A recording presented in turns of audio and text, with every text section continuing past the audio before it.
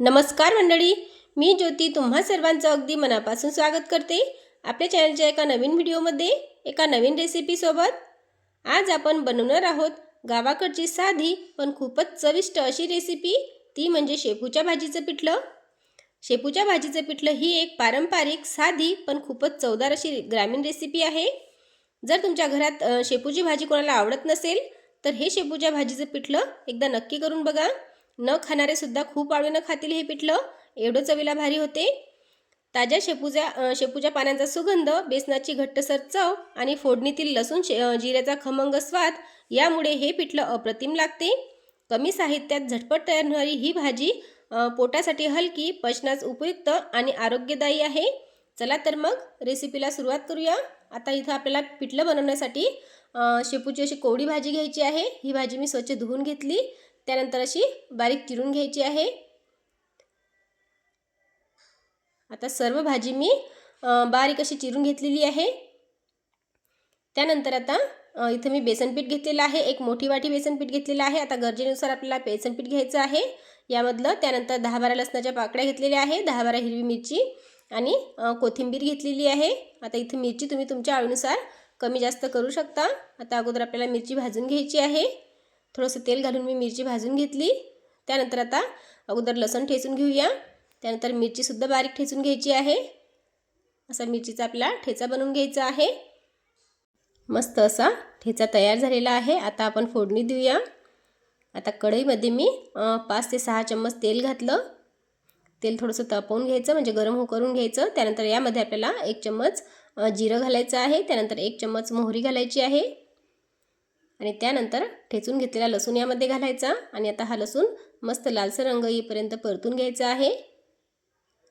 त्यानंतर यामध्ये मिरचीचा ठेचा घालायचा आहे आणि हा सुद्धा 2 मिनिट परतून घ्यायचा। त्यानंतर यामध्ये कोथिंबीर घालायची आणि असं पूर्ण मिक्स करून घ्यायचं आहे।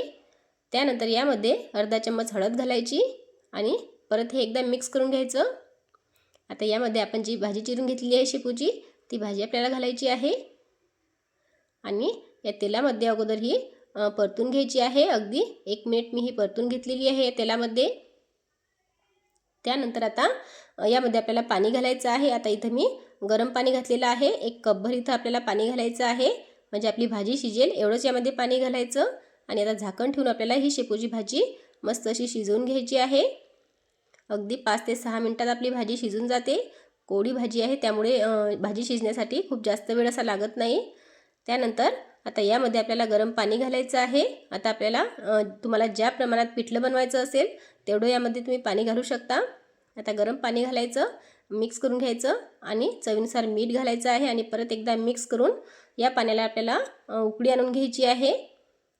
मोठ्या गॅसवरती 1 ते 2 उकळी आणून घ्यायची। तुम्ही पाहू शकता मस्त अशी उकळी आलेली आहे।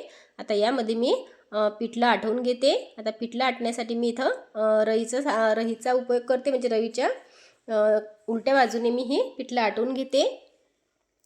आता एका हाताने आपल्याला यामध्ये बेसन पीठ घालायचं आहे आणि दुसऱ्या हाताने रवीने व्यवस्थित हे पिठलं आटवून घ्यायचं आहे। तुम्ही पाहू शकता असं अगदी पटापट आपल्याला हे पिठलं आटवून घ्यायचं आहे। हे पिठलं आटत असताना गॅसची फ्लेम मोठीच ठेवायची। मंद गॅसवरती जर पिठलं आटलं तर त्यामध्ये खूप जास्त गाठी होतात, त्यामुळे आपल्याला मोठ्या गॅसवरतीच हे पिठलं आटवून घ्यायचं आहे।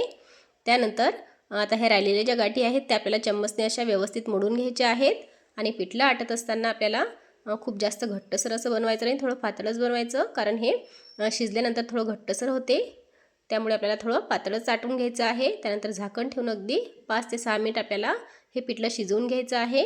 तुम्ही पाहू शकता अगदी 5 ते 6 मिनिटात खूप मस्त असं चमचमीत आपलं शेपूच्या भाजीचं पिठलं तयार झालेलं आहे।